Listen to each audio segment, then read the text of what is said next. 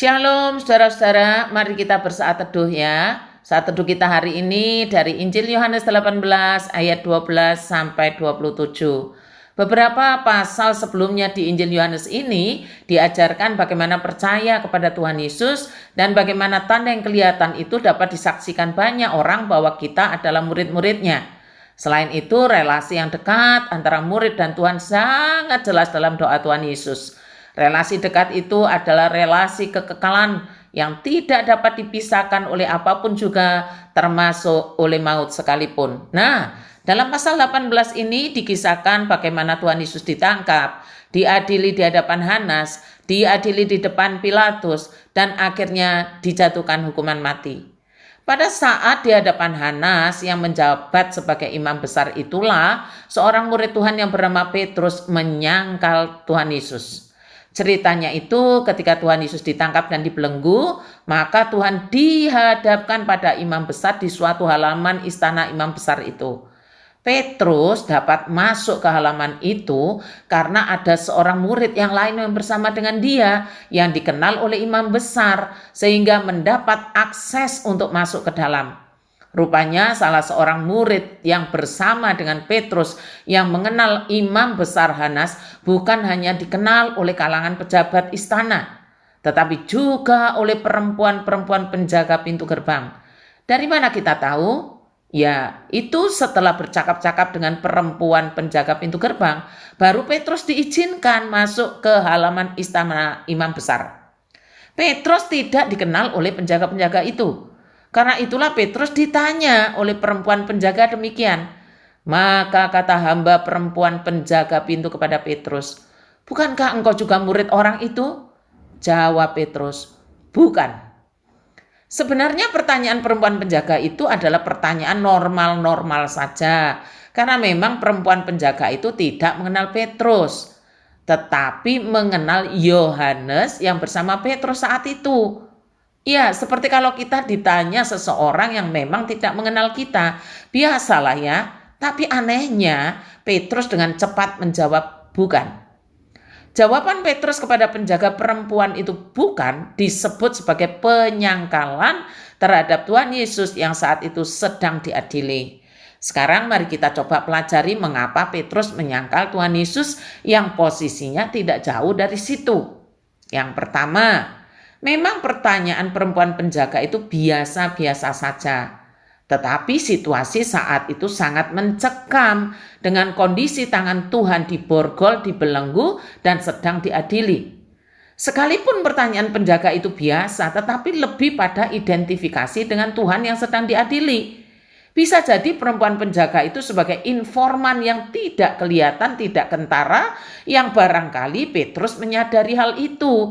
Dan terjadi di mana saat itu juga dirinya dikuasai rasa takut sekaligus penasaran dengan apa yang akan dialami Tuhan.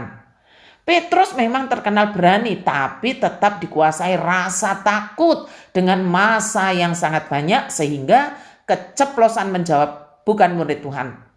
Sekalipun saya menyebutnya keceplosan, Tuhan sendiri sudah pernah memperingatkan Petrus bahwa ia akan menyangkali Tuhannya. Apakah orang yang menyangkal seperti Petrus berarti hatinya dikuasai iblis? Jawabannya tidak. Hati Petrus tidak dikuasai iblis seperti Yudas. Hati Petrus dikuasai rasa takut yang luar biasa sebab ia tahu persis seorang murid pada waktu itu akan diperlakukan sama dengan sang guru. Rasa takut yang luar biasa membuat dirinya menyangkal Tuhan dan benar. Di ayat 19 ternyata Tuhan juga diinterogasi mengenai murid-muridnya juga. Saudara-saudara, mempelajari hal ini saya introspeksi diri.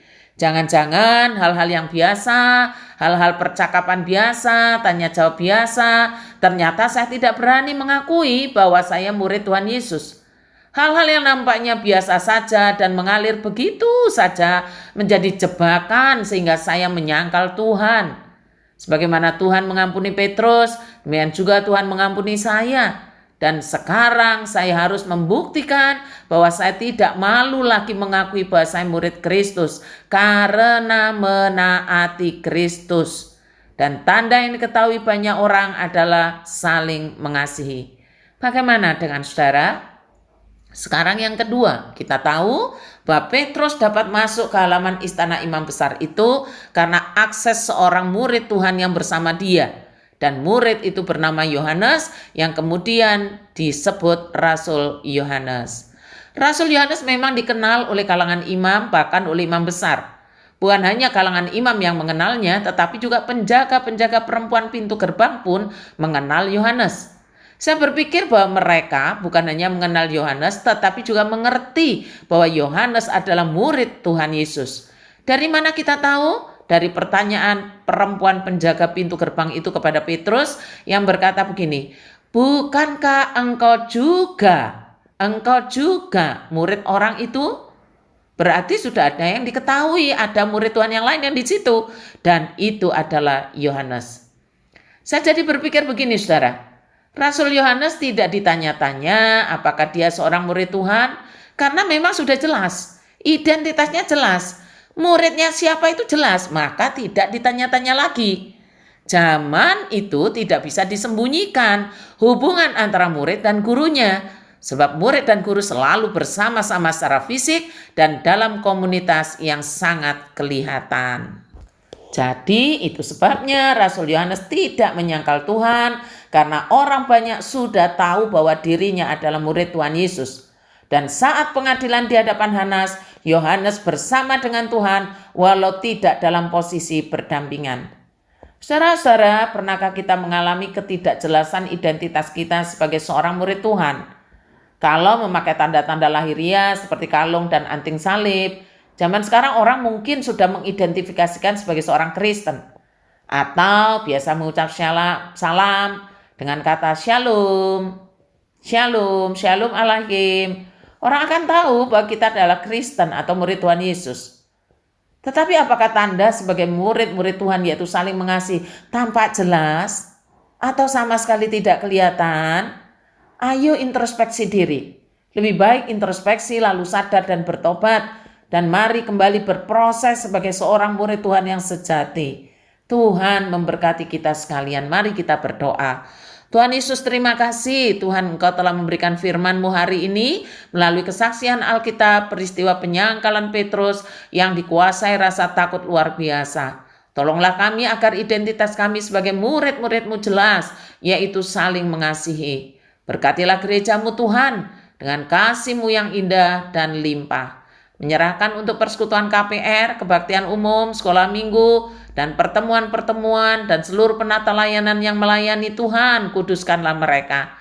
Mendoakan hamba-hamba-Mu yang melayani, secara khusus di wilayah 5 Banyuwangi Tuhan, kiranya Tuhan memegang erat kami sekalian dalam mengembalakan jemaat Tuhan, dan selalu siap menaati Tuhan dan firman-Mu. Kiranya Tuhan memberikan kesanggupan untuk saling mendukung dan memperhatikan, agar kami tetap memegang teguh sumpah kami tatkala kami ditapiskan. Terima kasih Tuhan, terus mendukung orang-orang baik yang bermurah hati, yang mempunyai kepedulian untuk memperhatikan orang-orang lemah, prasejahtera. Tuhan tambah-tambahkan berkat-Mu, agar nama-Mu tidak dihujat orang melalui kami.